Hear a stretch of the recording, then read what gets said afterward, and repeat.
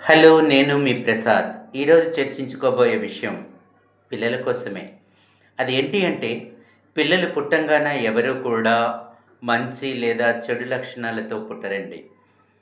ఏదైతే చుట్టూ ఉండే సరౌండింగ్స్‌ని బట్టి వాళ్ళు మారుతారు. వాళ్ళ ప్రవర్తన మారుతా ఉంది.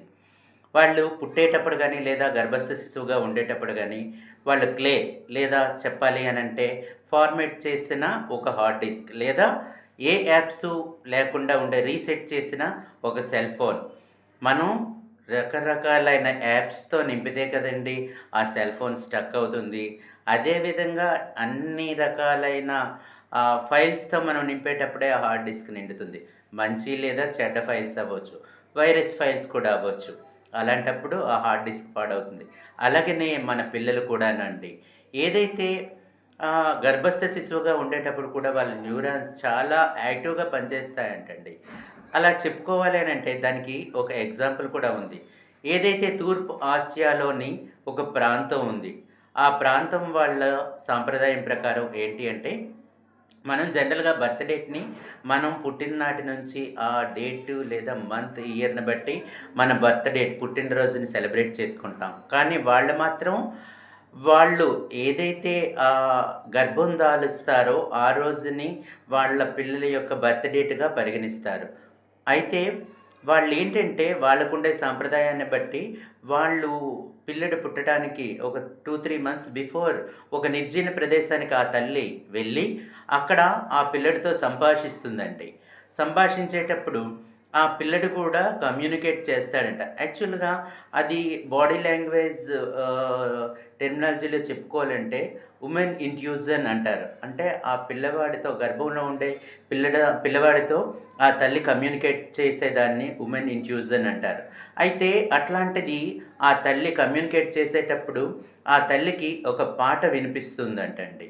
ఆ పాట ఇంట్లో వాళ్ళకి వచ్చి షేర్ చేసుకుంటే, అదే వాళ్ళ చుట్టాల బంధువులతో కూడా వాళ్ళంతా ఆ విషయాన్ని, ఆ పాటని షేర్ చేసుకునేటప్పుడు, ఆ పిల్లవాడు లేదా పాప పుట్టేటప్పుడు వాళ్ళు అది జోలపాటగా పాడి వాళ్ళు ఆ శిశువుని వెల్కమ్ చెప్తారంటండి. ఇది వాళ్ళకుండే సాంప్రదాయం. అయితే ఎందుకు మీకు నేనిది చెప్తున్నాను అనంటే, వాళ్ళు ఏదైతే చెప్పేది వాళ్ళ నమ్మకం అనేది కరెక్ట్ కావచ్చు. ఎందుకంటే గర్భస్థ శిశువుగా ఉండేటప్పుడు వాళ్ళు కూడా చాలా యాక్టివ్‌గా ఉంటారు అనేదానికి. మనకి ఇంకొక ఎగ్జాంపుల్ కూడా ఉంది అండి. ఏంటి అనంటే, అభిమన్యుడు కడుపులో ఉండేటప్పుడు ఏదైతే పద్మవ్యూహం కోసం నేర్చుకున్నాడని మనం వినున్నాం. కాబట్టి నేను మీకు ఇదంతా ఎందుకు చెప్తున్నానంటే, మనం ఏదైతే పిల్లల్ని వాళ్ళ లైఫ్‌ని స్టార్ట్ చేసేటప్పుడు, పిల్లలుగా ఉండేటప్పుడు మనం చుట్టూ ఉండే సరౌండింగ్స్ బాగుండేటట్టు చూసుకోవాలండి. సరౌండింగ్స్ బాగోవడం అంటే చెత్తాచెదారం అని నేను చెప్పట్లేదు. ఏదైతే ఇంట్లో ఉండే వాళ్ళ నడవడిక చెప్పుకోవాలంటే మన పిల్లలు మన మిర్రర్స్ అండి. మనం ఎట్లా ప్రవర్తిస్తామో మంచిగా లేదా చెడుగా ఎలా ప్రవర్తిస్తామో వాళ్ళు కూడా అలాగనే ప్రవర్తిస్తారండి. వాళ్ళిదంతా ఇమిటేట్ చేస్తారు. ప్రతీదీ కూడా ఇమిటేట్ చేస్తారు. కాబట్టి మనం చాలా జాగ్రత్తగా ఉండాలి. మనం అనుకుంటాం, పిల్లలే కదా! పర్వాలేదు మనం ఏమైనా చేయొచ్చు. పిల్లలే కదా! మనం ఏదైనా మాట్లాడొచ్చు. పిల్లలే కదా! లేదండి. వాళ్ళు చాలా యాక్టివ్‌గా ఉంటారు. ఆ ఏజ్‌లో వాళ్ళకు పనిచేసే అంత యాక్టివ్‌గా ఉండే బ్రెయిన్ మనకి పనిచేయదండి. అది మీరు అర్థం చేసుకోగలగాలి.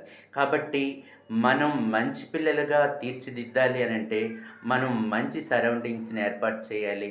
మనం మంచిగా ఉండాలి. మనం వాళ్ళ దగ్గర చాలా ప్లాన్డ్‌గా వాళ్ళ లైఫ్‌ని తీసుకువెళ్ళాలి. అది ఇంకొకటి కూడా చెప్తున్నాను.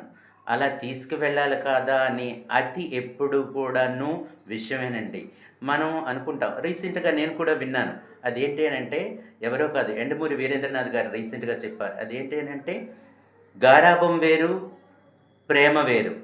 ప్రేమనేది ఏదైతే ప్రేమగా చేసేది హక్కుని చేర్చుకొని, మనం మందలించి వాళ్ళకి మంచి బుద్ధులు నేర్పించటం అనేది వాళ్ళకి అది మంచితనమండి. అదే గారాబం అంటే అతి మంచి. ఏదైతే అతి చేస్తామో ఉన్నదానికంటే నాన్న నేను స్కూలుకి వెళ్ళను. ఓకే. వెళ్ళొద్దు. నాన్న నాకిదొద్దు. ఓకే. అంటే ప్రతిదానికి అగ్రీ అవుతూ మనం వాళ్ళకి ఒక చెడు విష బీజాలని నాటుతున్నామండి. తస్మాత్ జాగ్రత్త. ఇవన్నీ ఎందుకు చెప్తున్నానంటే, మన పిల్లల భవిష్యత్తు మన చేతిలోనే ఉందండి.